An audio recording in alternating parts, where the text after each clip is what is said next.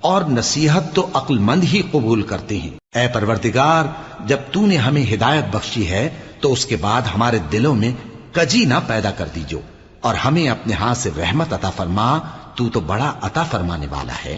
اے پروردگار، تو اس روز جس کے آنے میں کچھ بھی شک نہیں سب لوگوں کو اپنے حضور میں جمع کر لے گا، بے شک اللہ خلاف وعدہ نہیں کرتا۔ جو لوگ کافر ہوئے اس دن نہ تو ان کا مال ہی اللہ کے عذاب سے ان کو بچا سکے گا اور نہ ان کی اولاد ہی کچھ کام آئے گی،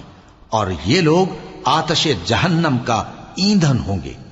ان کا حال بھی فرعونیوں اور ان سے پہلے لوگوں کا سا ہوگا جنہوں نے ہماری آیتوں کی تکذیب کی تھی، تو اللہ نے ان کو ان کے گناہوں کے سبب عذاب میں پکڑ لیا تھا، اور اللہ سخت عذاب کرنے والا ہے۔ اے پیغمبر،